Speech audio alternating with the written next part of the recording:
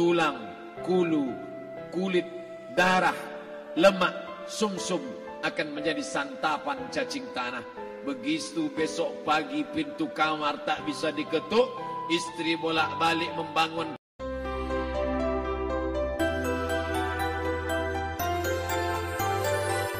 Allah Subhanahu wa ta'ala, ala fil jasadi mudghah, ketahuilah di dalam jasadmu itu ada segumpal. Idza saluhat, kalau dia baik, saluhal jasadu kulluh, yang lain ikut menjadi baik. Wa idza fasadat, kalau dia rusak, fasadal jasadu kulluh, yang lain ikut menjadi rusak. Di mana dia? Ala wahyal qalb, dia adalah hati. Maka yang pertama kali menghitam itu apa kata Allah? Kalla bal rana, ada satu titik hitam, ala qulubihim, ada satu titik hitam di dalam hati mereka. Ketika satu titik dibiarkan berubah menjadi dua titik dibiarkan berubah menjadi 3 titik, 5 titik, 10, 100, 1000, maka dia pun menjadi hitam semuanya. Ketika hati sudah hitam, maka itulah azab di atas azab. Khatamallahu ala qulubihim. Setelah hati menghitam, terkunci, menular ke telinga. Wa ala sam'ihim. Setelah telinga, wa ala absarihim ghishawah. Padahal 3 itulah nanti yang akan ditanya di hadapan Allah. Inna sam'a wal basar wal fuad. Coba lihat, ketika akan ditanya, yang ditanya 3, tapi diawali dari telinga. Inna sam'a wal basar wal fuad, telinga, mata, hati.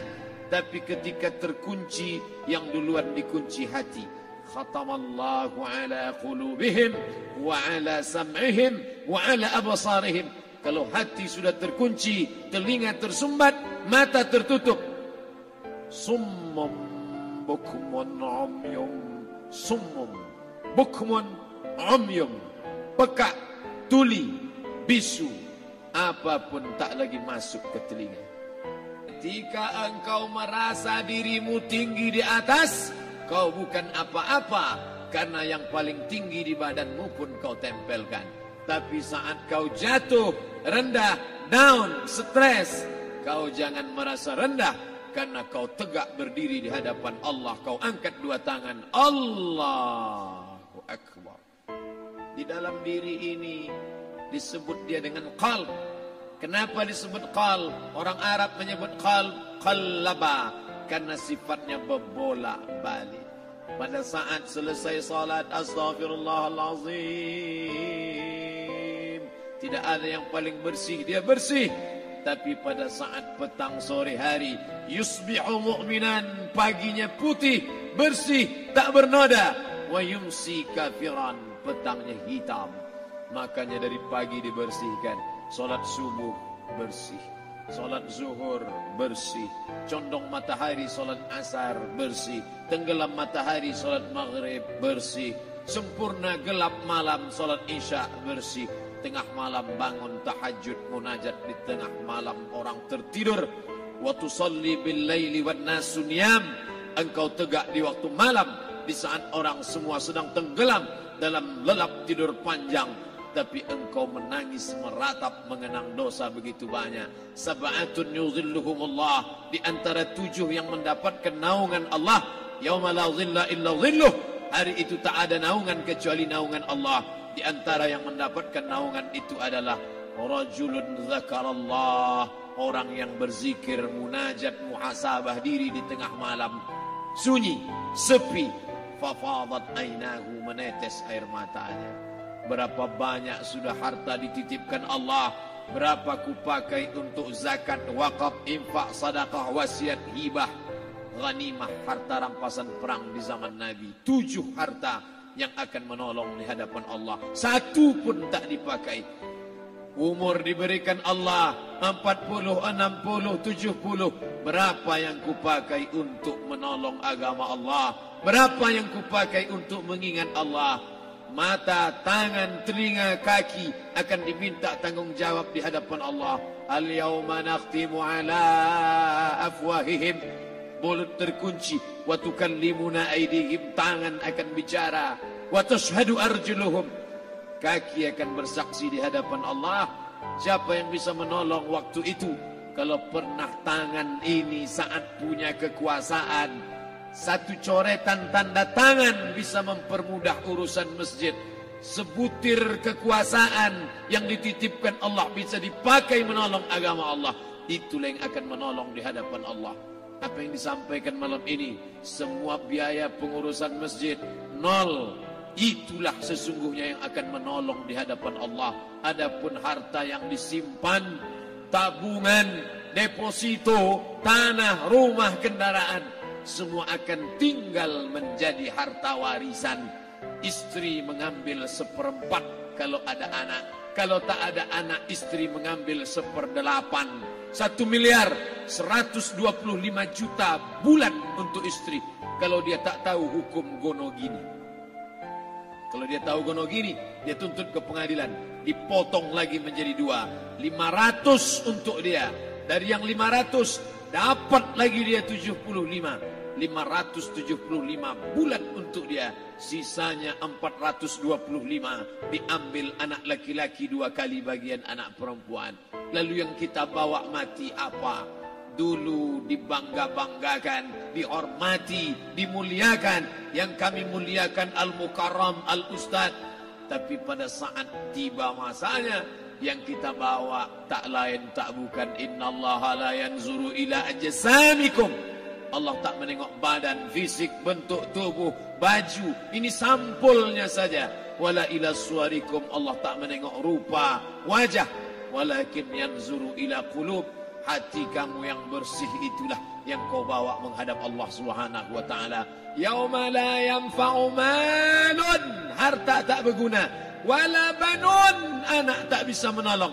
Harta tak berguna, anak tak mampu menolong. Illa man atallah, kecuali orang yang datang menghadap Allah biqalbin salim, dengan hati yang bersih, hati yang tulus, hati yang memercikkan cahaya iman, hati yang bersih dari hasad, busuk hati, sum'ah, riya, takabbur. Itulah yang menolong di hadapan Allah Subhanahu wa taala. Tulang, kulu, kulit, darah, lemak, sumsum akan menjadi santapan cacing tanah.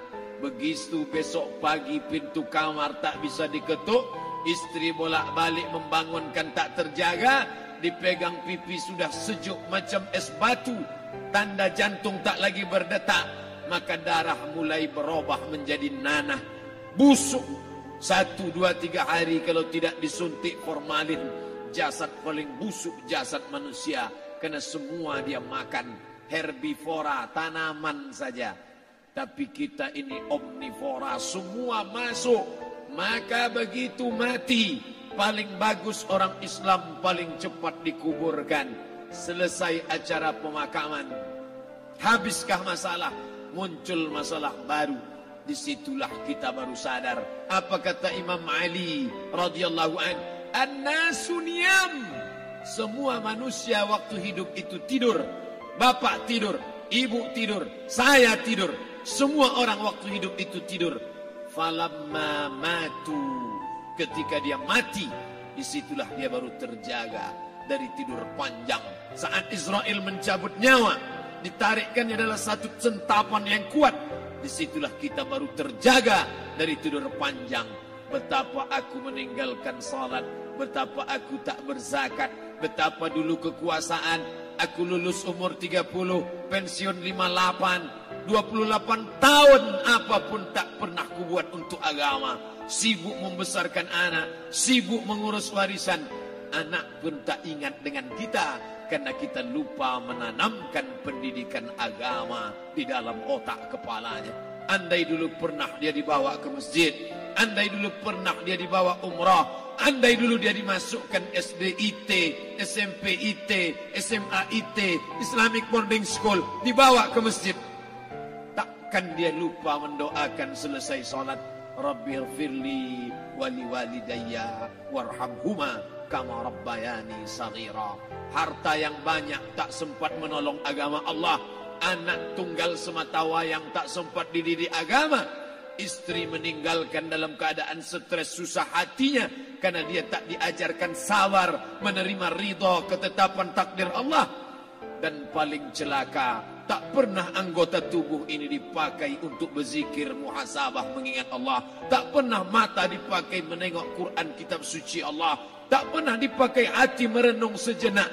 Apa yang akan kubawa mati menghadap Allah Subhanahu wa ta'ala. Bagaimana kita merenung sejenak?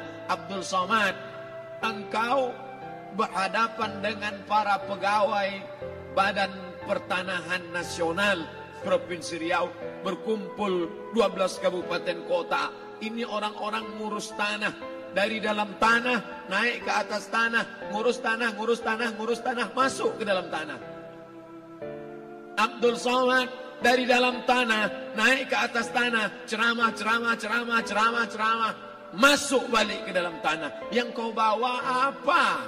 Baju koko tinggal, peci tinggal, pakaian kehormatan tinggal. Yang tentara belum pernah saya diundang. Ustadz besok datang takziah, bapak tentara meninggal, tahu-tahu kain kafannya loreng. Tak ada. Yang kau bawa kain tidak berjahit, disobek, kerak.